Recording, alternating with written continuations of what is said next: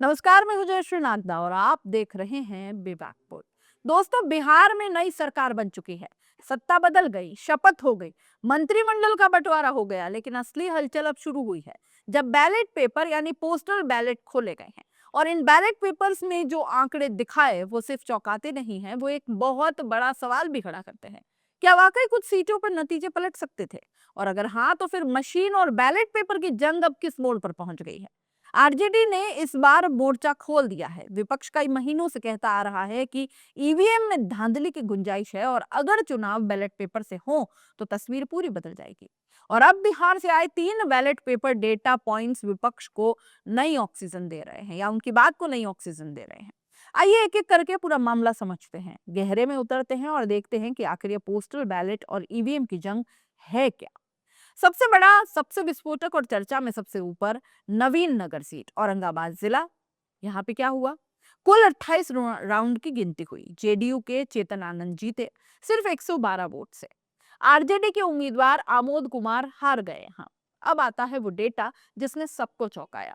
RJD के 132 postal vote reject हो गए, यानी कि जो वोटों का अंतर 112 था उससे ज्यादा पोस्टल बैलेट तो रिजेक्ट हो गए। अगर ये 132 वोट रिजेक्ट नहीं होते तो मुकाबला पलट सकता था और आरजेडी जीत सकती थी। दिलचस्प बात यह है कि इस सीट पर 4042 लोगों ने नोटा दबाया। मतलब जनता का एक हिस्सा खुलकर कोई विकल्प नहीं चुनना चाह रहा था, लेकिन एक सीट का फैसला रिजेक्टेड पोस्टल बैलेट ने कर दिया। दूसरा मामला है अगियाऊ सीट का। यहाँ मुकाबला था सीपीआई एमएल का, जो महागठबंधन का हिस्सा है। हार का अंतर सिर्फ 95 वोट और रिजेक्टेड पोस्टल बैलेट जानते हैं कितने? 175। अब ये बेसिक मैथ्स है, 95 इज लेस देन 175, यानी कि अगर पोस्टल वोट रिजेक्ट नहीं होते तो सीपीआई एमएल ये सीट जीत सकता था। ये सिर्फ तकनीकी बहस नहीं है, ये चुनावी नतीजों का क्लीन स्विंग है, सीधा सीधा फर्क डालने वाला। ये तीसरी सीट तस्वीर को और भी ज्यादा उलझाती है। संदेश सीट, जेडीयू बनाम आरजेडी। जेडीयू के राधाचरण को 80,598 वोट मिले। आरजेडी के दीपक सिंह को 85,571 वोट मिले।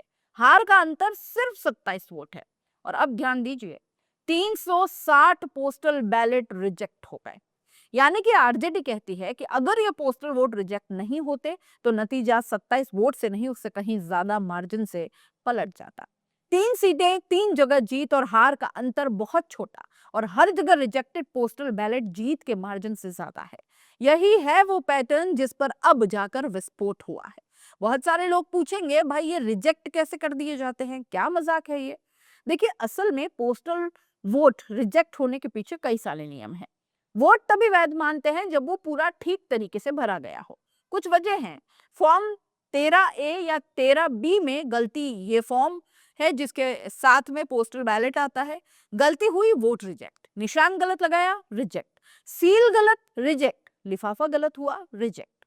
अगर डिक्लेरेशन फॉर्म पर सिग्नेचर मिसमैच हुआ, vote strict, reject. 13B form खराब, फटा, गलत भरा, रिजेक्ट। रिटर्निंग ऑफिसर की शक्ति, रिटर्निंग ऑफिसर के पास में अधिकार है कि वो नियमों के आधार पर किसी भी पोस्टल वोट को रिजेक्ट कर सकता है। कुल मिलाकर टेक्निकल फॉर्मेलिटी में जरा सी गलती भी वोट को मार देती है। और चूंकि पोस्टल वोट डालते हैं 80+ उम्र के बुजुर्ग, दिव्यांग, सरकारी कर्मचारी, विदेश में तैनात कर्मचारी, चुनाव ड्यूटी वाले अधिकारी, इसलिए फॉर्म गलती की संभावना बहुत ज्यादा है। जब रिजेक्टेड वोटों की संख्या जीत के अंदर से ज्यादा हो जाए, तब मामला सिर्फ टेक्निकल नहीं रहता, ये राजनीतिक हो जाता है। आरजेडी का साफ कहना है कि हमें जबरन बेईमानी से हराया गया है।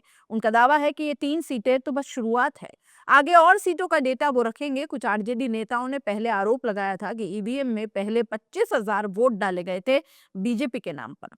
चुनाव आयोग ने इसे नकार दिया, लेकिन अब बैलेट पेपर के आंकड़े सामने आने से बहस नए स्तर पर है। हर पार्टी के उम्मीदवार के पास एजेंट होते हैं, उनका काम होता है काउंटिंग पर नजर रखना, रिजेक्शन पर तुरंत आपत्ति करना, आरओ के फैसले को रिकॉर्ड करना। तो सवाल उठता है, अगर 360 पोस्टल वोट रिजेक्ट हो जाए तो एजेंट फिर क्या कर रहे थे? उत्तर यह है कि तकनीकी कारणों से कई बार एजेंटों को रिजेक्शन का पूरा आधार नहीं दिखाया जाता। आरओ का अंतिम फैसला सबसे ऊपर होता है। लेकिन डेमोक्रेसी में सवाल पूछना गलत तो नहीं है, और इस बार सवाल बहुत बड़े हैं। एक और चौंकाने वाली बात, चुनाव आयोग ने कोर्ट को बताया कि लोकसभा चुनाव के पोलिंग बूथ की सीसीटीवी फुटेज डिलीट कर दी गई है।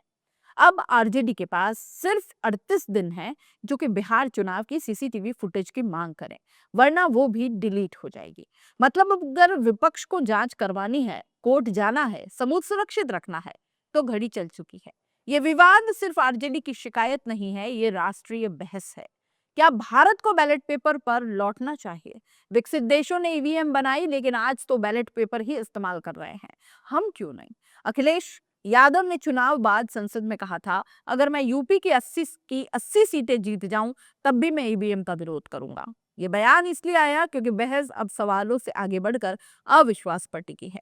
क्या वाकई नतीजे बदल सकते थे? 3 सीटों का पैटर्न कहता है जीत हार का अंतर 27 वोट, रिजेक्टेड पोस्टल वोट 360, जीत हार का अंतर 95 वोट, रिजेक्टेड पोस्टल वोट का अंतर 175, जीत हार का अंतर 112 और रिजेक्टेड पोस्टल वोट का जो है 132। ये सिर्फ गणित नहीं है, ये लोकतंत्र की नस में चुभता हुआ डेटा है। क्या इसीलिए विपक्ष बैलेट पेपर की मांग उठाएगा?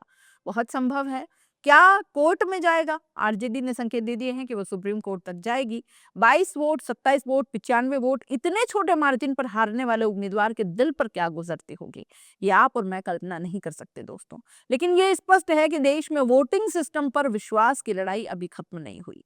पोस्टल बैलेट की यह कहानी नए सवाल खड़े कर रही है, और अगर विपक्ष चाहता है कि ये सवाल सिर्फ ट्वीट तक न रहें, बल्कि संस्थागत स्तर पर उठें, तो उन्हें अब कदम उठाने होंगे। चुनाव लोकतंत्र की रीढ़ है, और जब रीढ़ में दरार या शक भी उठे तो उसकी जांच होना बेहद जरूरी है। जब गेंद आरजेडी और विपक्ष के पाले में है, क्या वे आगे बढ़ते हैं या ये मामला सोशल मीडिया पर शोर मचाकर शांत हो जाता है, ये अगले कुछ दिनों में साफ हो जाएगा। आप इस पूरे मामले को कैसे देख रहे हैं? अपनी राय कमेंट बॉक्स में लिख भेजिए। जाते जाते चैनल को लाइक, शेयर और सब्सक्राइब जरूर कर दीजिए। नमस्कार।